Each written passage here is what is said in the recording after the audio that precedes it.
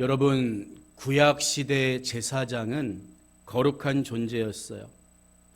어떤 사람 자체가 거룩해서가 아니라 하나님이 구별하셨기 때문에 거룩하다고 여긴 거예요. 하나님께서 구별된 제사장에게 위임하신 임무 가운데 하나가 백성들을 축복하는 일이었죠. 그래서 민수기 6장을 보면 제사장이 백성을 축복하는 구절이 자세하게 기록되어 있습니다.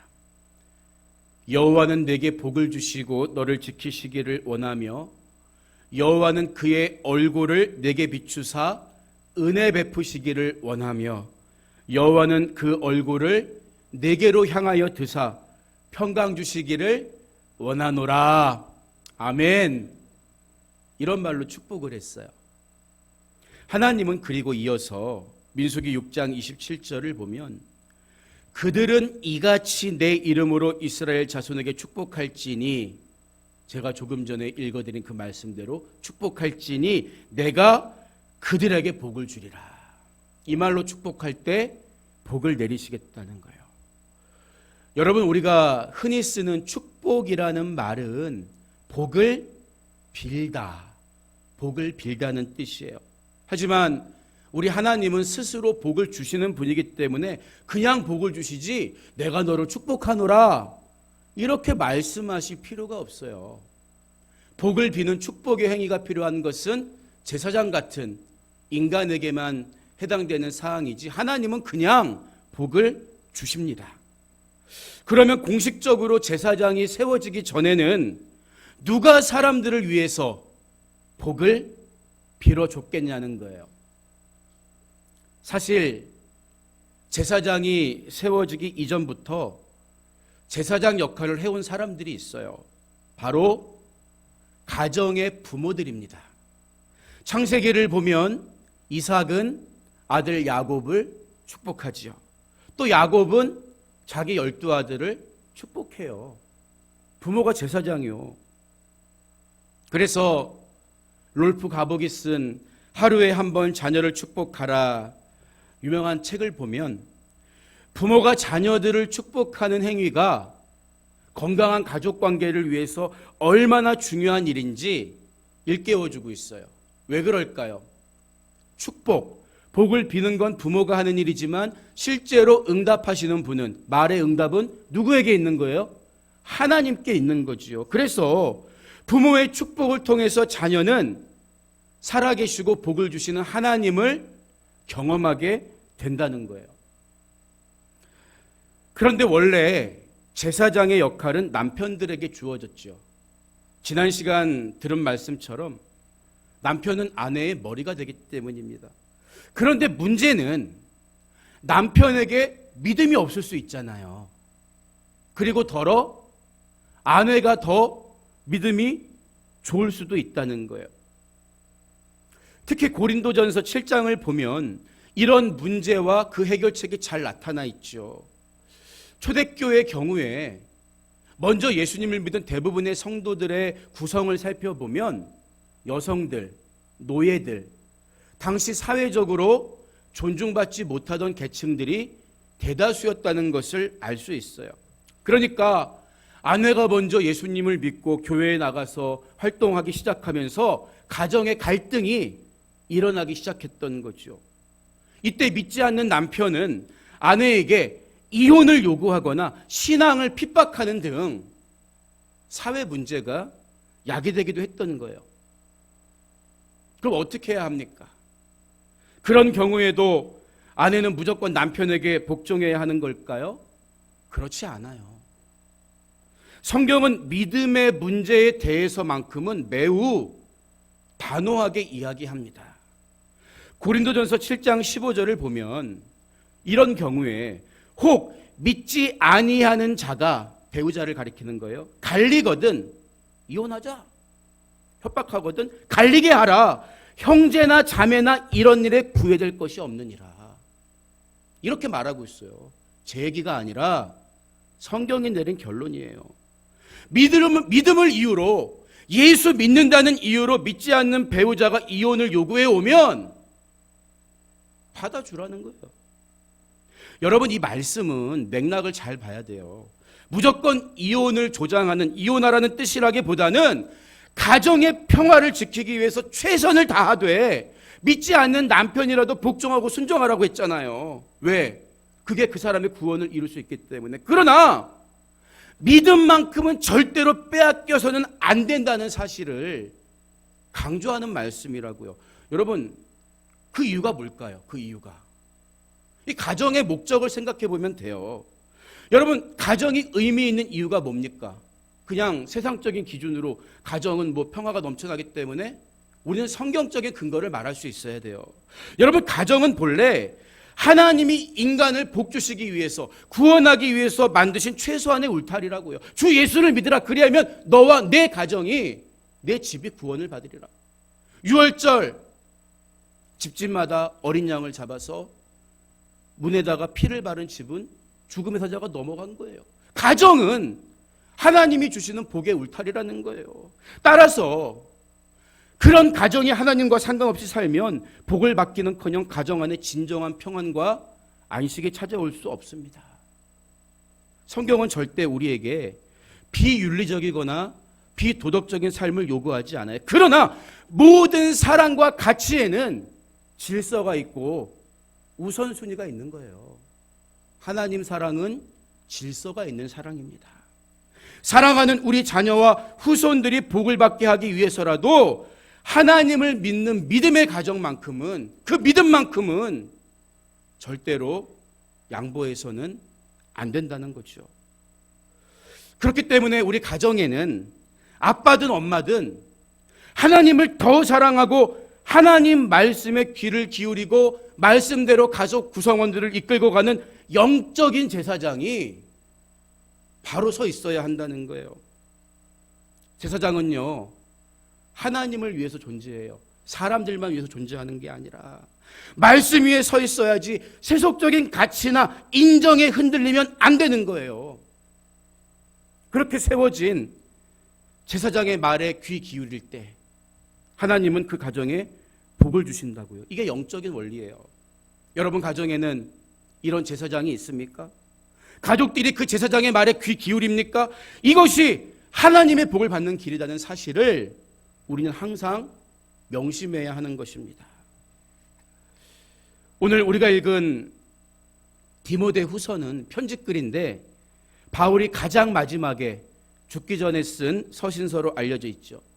바울이 지금 로마 감옥에 2차로 수감되어서 순교할 날을 기다리고 있어요.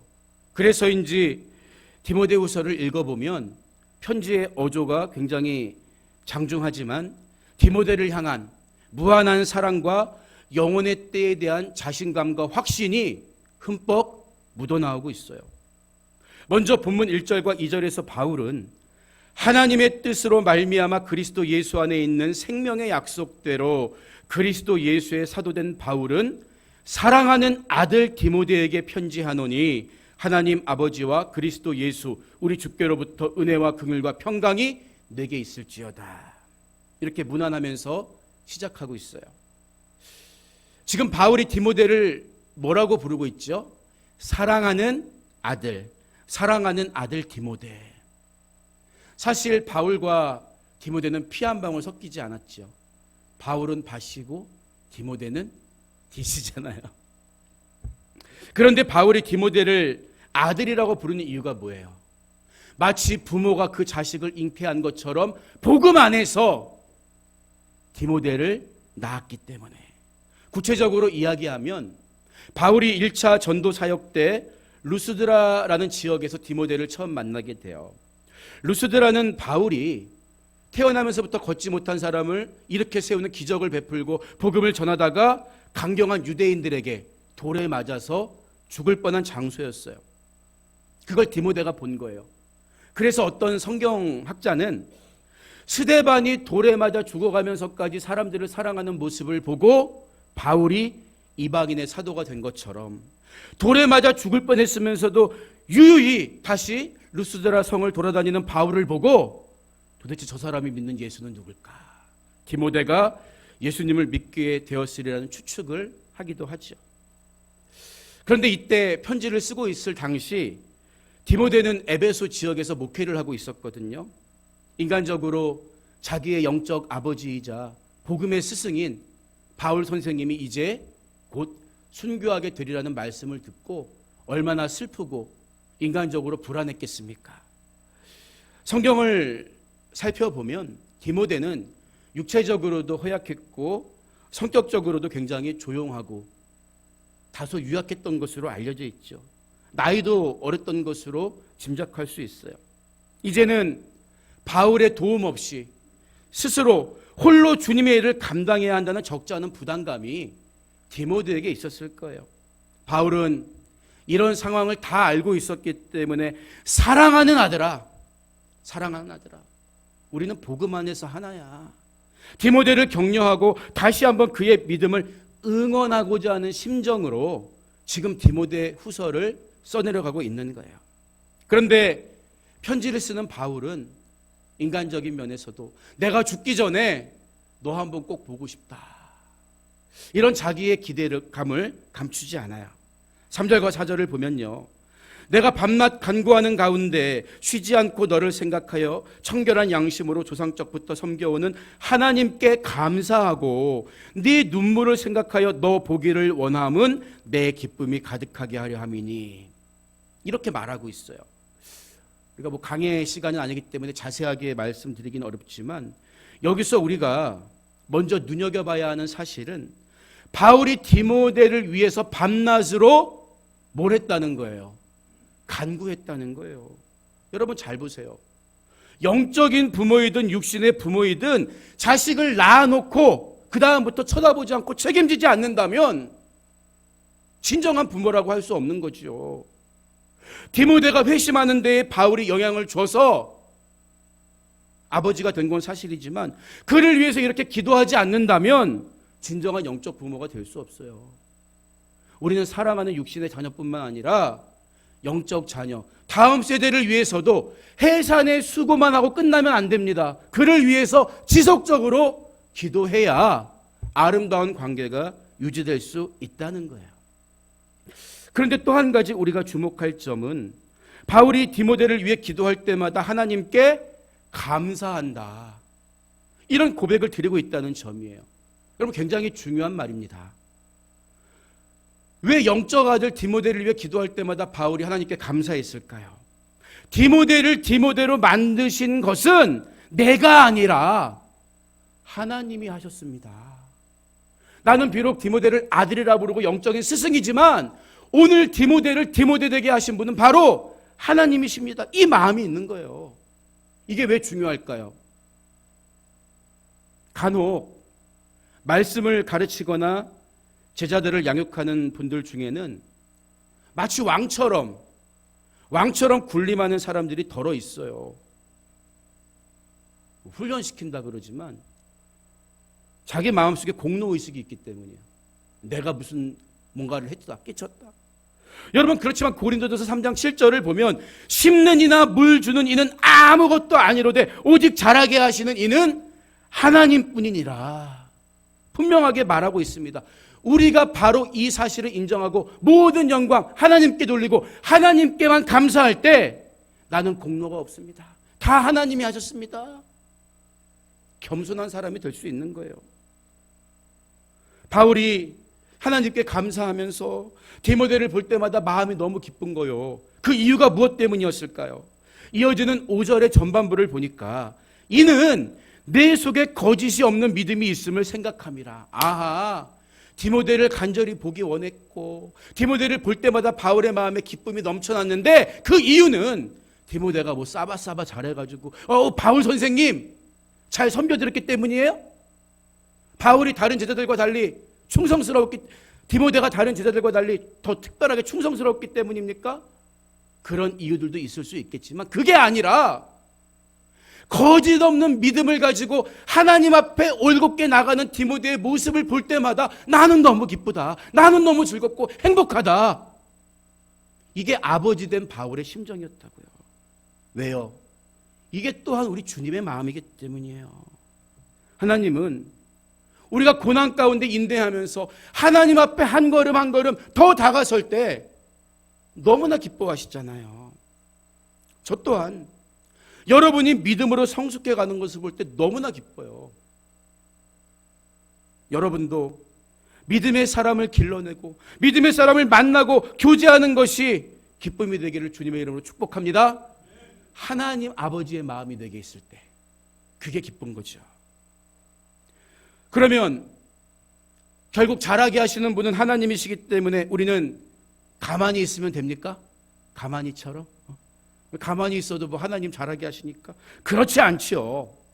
바울이 아까 고린도전서에서 언급했던 것처럼 우리는 심어야 할 책임, 계속 물을 주고 가꿔야 할 책임이 있는 거예요. 우리가 해야 할 책임을 다하고 나서 자라게 하시는 하나님에게 결과를 겸손히 맡기는 거죠. 여러분, 그러면 디모데는 과연 어떤 환경에서 컸기에 거짓 없는 믿음의 사람 바울이 사랑하는 아들이 될 수 있었을까요? 5절 후반부를 보면요, 그 내용에 기록되어 있어요. 이 믿음은, 지금 디모데 안에 있는 거짓 없는 그 믿음은 먼저 내 외조모 로이스와 내 어머니 유니게 속에 있더니 내 속에도 있는 줄을 확신하노라, 이렇게 이야기하잖아요. 바울이 디모데 안에 있는 거짓 없는 믿음을 칭찬했는데요, 그 믿음은 어머니 유니게와 더 위로는 외조모 로이스로부터 흘러온 것이다, 이렇게 말하는 거죠. 도식이 그려져요. 외조모 유니게에서 계승된 믿음이 로이스에게서 계승된 믿음이 유니게로 흘러가고 그 유니게 안에 있는 믿음이 다시 디모데에게 계승됐다는 거예요. 어떻게 이게 가능했을까요? 당시 인격적으로 존중받지 못했던 여성들에 의해서, 아버지가 아니라 어머니들에 의해서 바울의 영적 아들, 너무나 자랑스러워하는 사역자 디모데가 세워졌다는 거예요. 도대체 그녀들이 무엇을 심고 어떻게 가꾸었기에 이렇게 훌륭한 하나님의 일꾼을 길러낼 수가 있었겠냐는 거죠. 일반적으로 유대인 남자가 이방인 여자와 결혼하면 타락한 사람으로 취급받았어요. 하지만 반대로 유대인 여자가 이방인 남자와 결혼하게 되어 태어난 자녀는 유대인으로 인정되었습니다. 목의 중심으로 유대인이냐 아니냐를 따졌던 거예요. 그러니까 어머니가 유대인이면 자식도 유대인이 되는 거예요. 디모데의 가문을 살펴보면 아버지는 헬라 사람이었거든요, 이방인. 근데 어머니 유니게가 유대인이었기 때문에 디모데도 유대인에게 교육받고 자란 거죠. 그런데 디모데후서 3장 14절 이하의 말씀을 보면요, 바울이 디모데에게 이런 말을 해요. 디모데 너는 배우고 확신한 일에 거하라. 너는 네가 누구에게서 배운 것을 알며 또 어려서부터 성경을 알았나니. 뭘 알았다고요?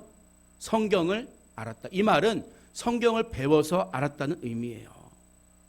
디모데는 비록 아버지가 하나님을 모르는 이방인이었지만 어려서부터 어머니에게 말씀으로 양육받았다는 사실을 알 수 있는 대목입니다. 말씀드린 것처럼 당시에는 유대 사회뿐만 아니라 로마 사회, 헬라 사회 전부가 남성 중심적이었다고요. 가정에서도 여성의 목소리는 작았습니다. 그래서 디모데는 원래 유대인이라면 태어난 지 8일 만에 사내 아이들은 할례를 받아야 하잖아요.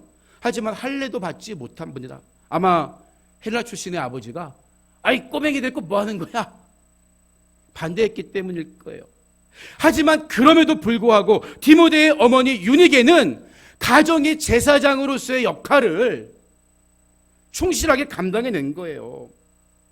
그녀의 믿음 또한 어머니 로이스의 영향을 받은 거겠죠.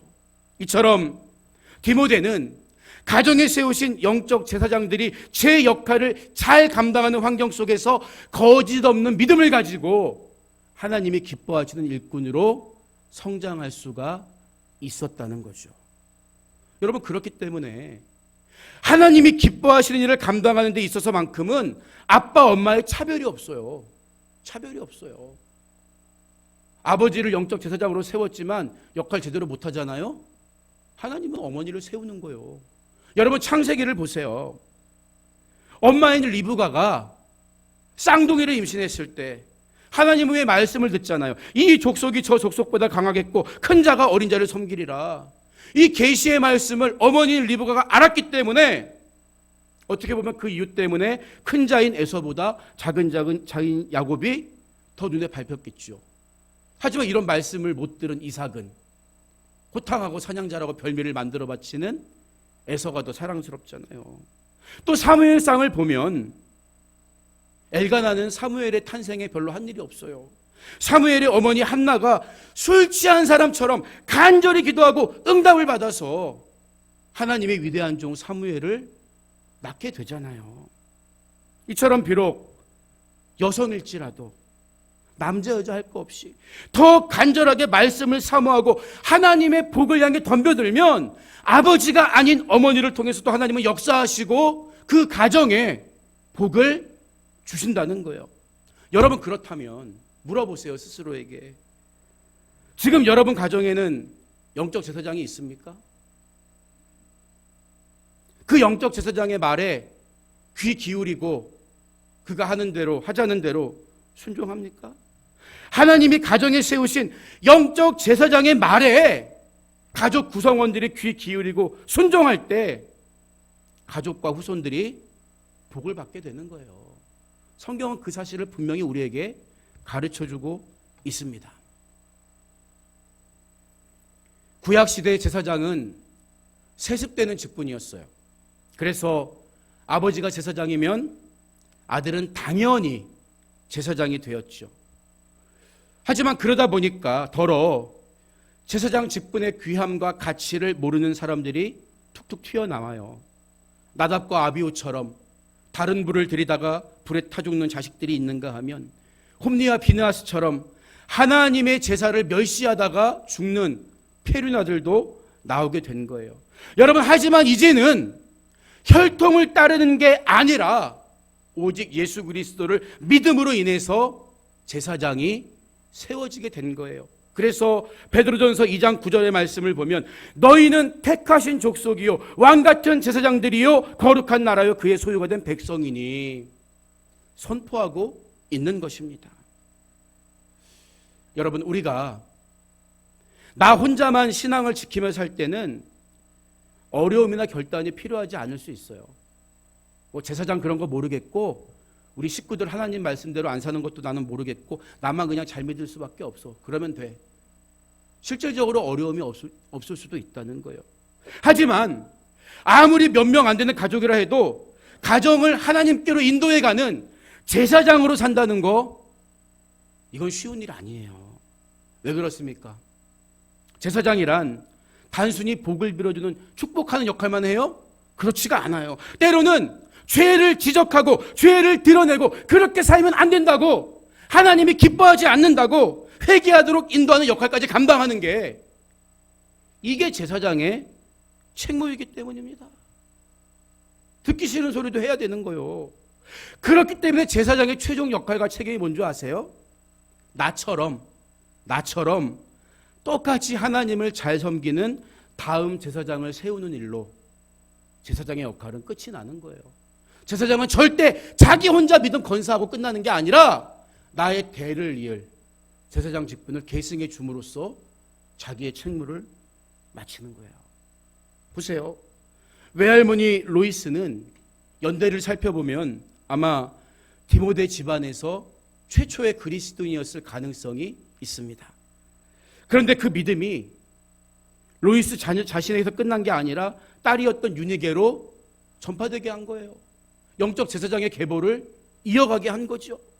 그리고 유니게는 또다시 그 계보를 누구에게? 아들 디모데에게 이어준 거예요. 여러분 이렇게 내 안에 있는 믿음을 다음 세대에 물려주는 것이 지난 2000년 동안 수많은 핍박과 박해에도 불구하고 기독교를 지켜낸 살아있는 원동력이었다고요. 지금도 하나님은 여러분의 가정에 복 주시기 위해서 가정마다 제사장이 바로 서기를 너무나 바라고 계십니다. 여러분 주님이 도와주세요. 제사장의 말에 귀 기울이는 복된 가정 만드시기 바랍니다. 내가 먼저 바로 서야 흔들림이 없어야 반석 위에 굳게 서야 가족들이 바로 서게 되는 거예요. 끝까지 주님과 함께 복받는 가정을 세워가는 믿음의 영적 제사장이 다 되시기를 주님의 이름으로 축복합니다. 오늘 말씀을 마무리합니다. 가끔 저에게 가족들 때문에 마음 아픈 일로 하소연하는 분들이 계세요. 목사님, 제가 그렇게 기도하고 그렇게 애를 쓰는데 귀등으로도 안 듣는다는 거예요. 오늘 주신 말씀처럼 영적 제사장의 역할을 하려고 노력하는데 따라오지 않는다는 거예요. 그러다 보니까 서로 감정이 상하고 되려 심한 말이 오고 가서 마음을 핥히기도 한다는 거죠. 유명한 사회심리학자 에리 프롬은 사랑의 기술이라는 유명한 책에서 상대방을 이해하고 받아주는 게 사랑의 중요한 요소 가운데 하나라고 이야기해요. 그러니까 우리가 누군가를 사랑하고 품어주려면 그를 공감하고 이해해야 한다는 거예요. 상대방의 입장에서. 여러분, 우리 예수님은요, 인간을 이해하기 위해서 스스로 인간이 되셨어요. 우리가 느끼는 연약함, 우리가 느끼는 고통, 죽음의 두려움 하나하나 생생히 느끼시고 우리가 고난당할 때 우리를 돕기 위해서, 우리를 이해하기 위해서 낮아지시고 인간이 되셨다는 거예요. 아무도 그분을 알아봐 주지 못했고 말씀을 안다고 자부하던 종교인들은 말씀 자체이신 주님을 멸시하잖아요. 심지어 그분 곁에서 3년을 따라다닌 제자들조차도 예수님을 버리고 다 도망가 버립니다. 하지만 때가 차고 성령이 임하셨을 때 비로소 사람들은 그분을 만왕의 왕, 나의 주님 그리스도로 인정하게 되었다는 거예요. 여러분, 마찬가지입니다. 우리가 할 일은 당장 우리 가정 안에 열매가 맺히지 않을지라도 계속 심고 계속 물을 주는 거지요. 때가 되면 하나님이 열매 맺게 하시고 우리 눈의 눈물을 닦아주실 날이 반드시 오기 때문입니다. 그때까지 오늘 우리에게 주신 말씀을 기억하고 하나님의 신실한 제사장이 되어서 모든 가족들을 복된 길, 영광의 길, 하나님의 길로 인도하는 여러분 모두가 되시기를 주님의 이름으로 축복합니다.